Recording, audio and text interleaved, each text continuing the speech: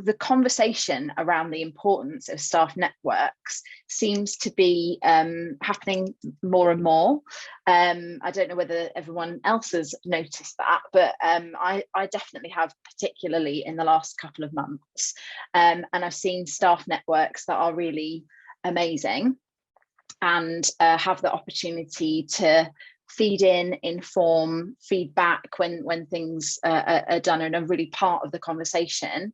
And I've seen staff networks that feel like they're there to tick a box, but don't feel like they're included in the discussion and feel like stuff is being implemented upon them rather than being part of the whole conversation and the whole reason that they're there. So have you worked at places that have had LGBTQ plus staff networks? And if so, how successful were they?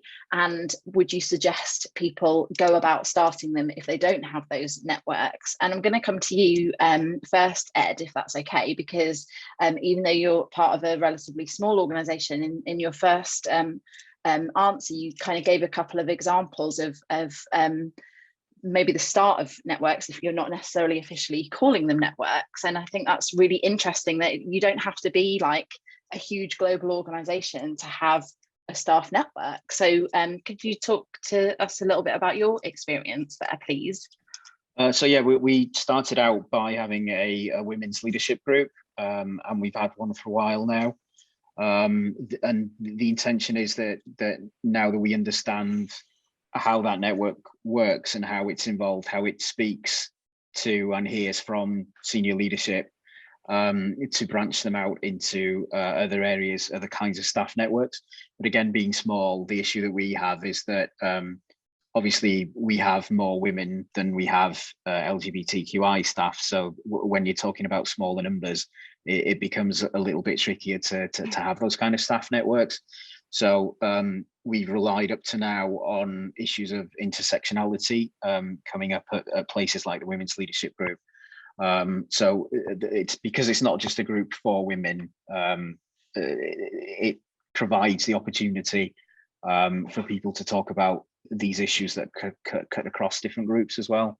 So that's one of the ways that we've done it. And as I mentioned previously, the Women's Leadership Group has been involved in kind of reviewing policies that we have, like harassment policy, in order that we can make sure that they are more inclusive than the kind of policies that we get from our HR support companies, which tend to be more kind of legally tick boxing. So one of the things that we try to do is have more enlightened HR policies so they are more inclusive from the start. And that's one way that our staff network at the moment, as it happens.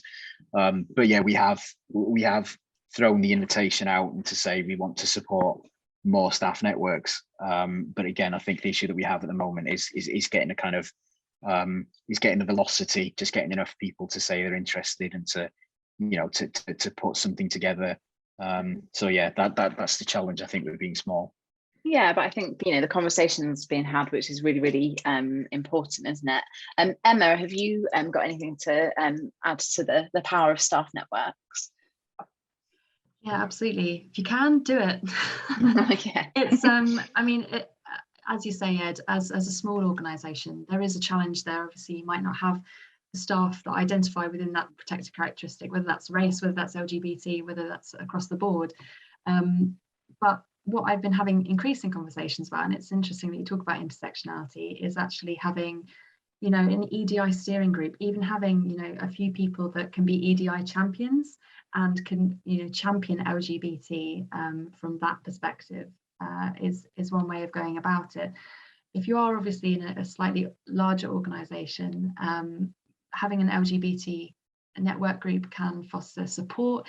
It can allow a space for safe conversations. It can allow LGBTQ plus employees to have a place where they can talk about lived experiences, potentially be able to feed back to the organisation and be able to inform some of the organisational training and also policies, like we talk about the trans policy at work. They could review that as part of their activity. And just having that opportunity to be able to feed back to the wider organisation and share that is paramount, I think, in terms of changing culture.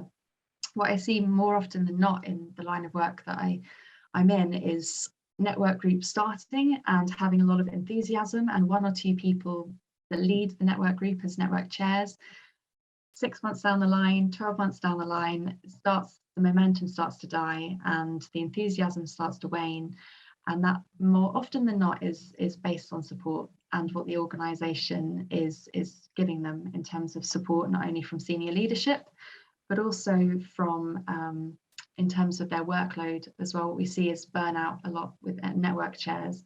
And so I would say for HR leads and EDI leads that are hoping to kind of put that out there as an opportunity for the beginnings of an LGBT network, is to think ahead and to think about how might their work be impacted, but also how might that work benefit the organisation, and actually spending time allocating that time to that network group as part of their performance appraisal, as part of their workload during the week, is one way of really doing that, and having that senior sponsorship as well.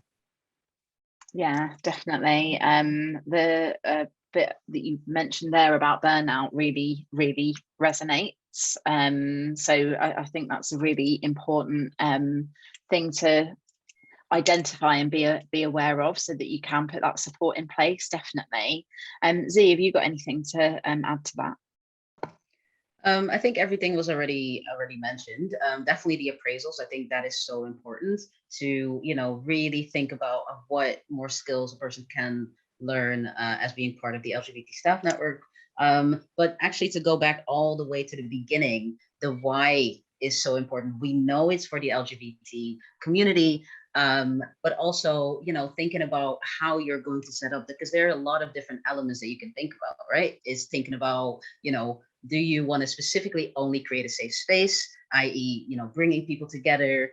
Is it going to be a confidential space? You have to make sure that that is very clear. Is it going to be a safe space? Are people going to go there for any issues that they might have? Or is it a place where they're going to be celebrated? Is it going to be a mix and match of all these different things? And also a very important one is, are allies included or not, right? So there's a lot of, I think that's a combination of is the best.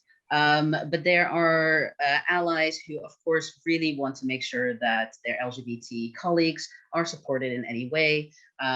But it can take away from the safe space if a person who is of the LGBT community wants to be involved. So often what is mainly recommended is to have, for example, in a month, if you're meeting twice a month, having one session or one day where it's only LGBT and the other day where allies are included, because allies are very, very important. And specifically when it comes to skills, if, for example, an ally wants to be involved and their communication skills are amazing, they can give their time to creating the weekly newsletter. When it comes to Pride, and they're amazing with project management, yes, we would love to have somebody involved there. So we're really trying to make sure that the skills are there. And of course, when it comes to anything confidential, that is where, you want to make sure that it's a safe space for the LGBT people as well. I do also want to state the intersectionality here, because of course, a lot of people have different experiences. My experience is totally different from a person who might be white and is part of the LGBT community. So really trying to make sure that all voices are heard, and trying to figure out how these voices will be heard, and which organizations actually have already done the work in showing that they have amazing staff network group. Often staff network groups from other companies, get in contact with them, because they would love to share what they did well and what went really wrong, right? They actually really would like to share their knowledge. So definitely get in contact with other organizations specifically to your sector or industry, and have a chat with them on how they actually started, what went wrong and what went right in their the creation of creating their network group. I think you mentioning about what went wrong, I wish people would feel brave enough to share that more. I went to an EDI conference the other day, and it was literally just everyone was absolutely nailing EDI like really well, like loads of case studies just about how fantastic they were, and that's great. But I think the learning lies in what went wrong and then what you did to address that and rectify it. So I wish people would be a bit more, courageous and highlight when things went wrong, because we're all learning, and like you say, it's a marathon, isn't it? And exactly. And it's about, we're individuals, we're all having our separate lives. Everybody, there's so many intersectionality to one individual. Of course, you're not going to get it right the first time. So that is totally okay. But as long as your goal is there to make it comfortable and safe workplace for LGBT employees, then that is something that you need to focus on and continue to focus on. Definitely. Jeff, I don't know whether you've got anything to add to staff networks at all. Yeah, I do, and I'm going to have to try and keep myself short here, because this is really kind of my wheelhouse. I mean, I co-founded the network at BNP Paribas before I left, and I chaired the network at Macquarie for 8 years. And it's really the one at Macquarie in particular is seen as a bit of a powerhouse network in the market. So yeah, I've got a lot to say on this, but I mean, happily coming up to this last, pretty much everything has been covered. And it's very interesting to hear the different perspectives. I would just say, I mean, obviously at this point, to try to be practical, once you've established obviously why the network is there, and that isn't always as obvious as people would think, and it is important to have consensus.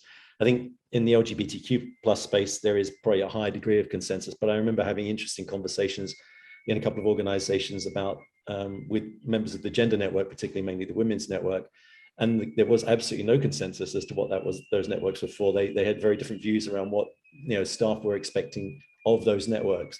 So it is important to have a central mission which people buy into, however much they sort of move around the gray areas around the edge of that. Make sure you know what it's there for.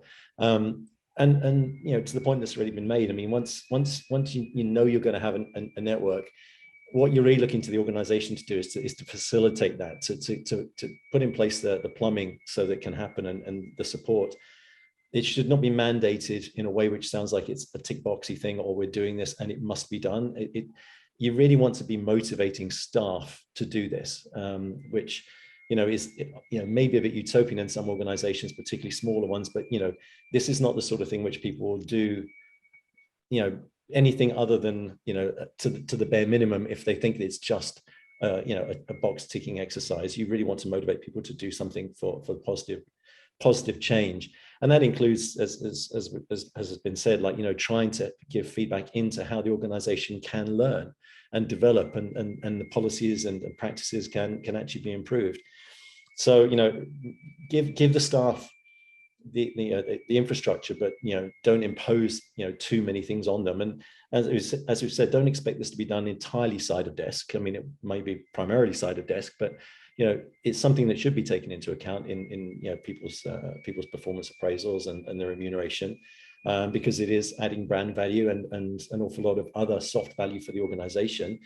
And make sure that the people have a good incentive to stay involved, and that can be as basic as making it fun. It's actually meant to be fun, right? You can get networks which are designed entirely to be fun. It really isn't much more than a bunch of people going down the pub. That's great for that, but it won't obviously create much organizational learning. But even if you are devoting yourself to being a real learning tool and a pressure point for positive change, you can still make it fun. You can still have events and stuff which are celebratory, and have a ping pong tournament, have a drag night, whatever it is. Just make sure that people are aware that it's not all just heavy stuff. We're not just lecturing at them the whole time. There are things that they can do to come along and have a bit of fun and engage in it and learn a bit along the way. And the last point really is one that was Zia just made, is don't be an island. I mean, particularly the small organizations like Ed, you're saying, very few organizations have enough critical mass to start out having lots of lovely dedicated networks. You're going to have to borrow. And there are plenty of other cross-industry organizations out there that you can join in.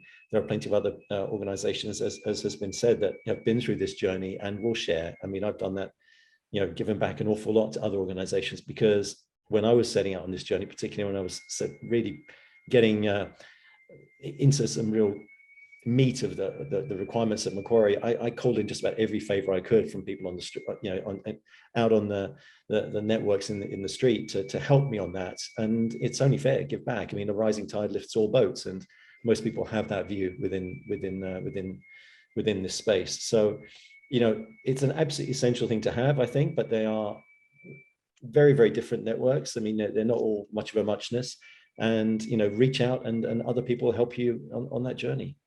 Can I just ask you about something that you said a little bit at the beginning of your answer there about, deciding like what the network is going to be and what its purpose is. Is that for the group to decide and communicate to the organisation, or is that for the organisation to say it would be great if you could think about some of these things, like how we could do some of these things?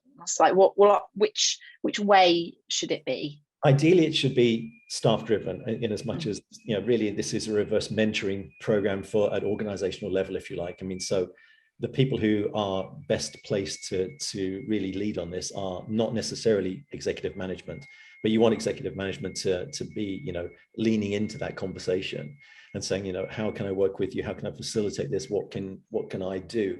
So, if it is just, senior management saying, we would like to be seen to be LGBTQ plus inclusive, so we can say in our annual report, that message is going to get across very, very clearly to the people who are really going to be at the coalface trying to put this in place. And it won't happen. That's where burnout happens. Where you avoid burnout is where you actually do motivate people and incentivize people and give them the space to actually contribute value into the organization. So it really should come from the staff to the extent it can. What you ask the organization and the executive management to do is to facilitate with realistic expectations and good infrastructure that will support them, including things like policies and budgets and time, and evaluations of their performances, etc. Definitely. Thank you for that.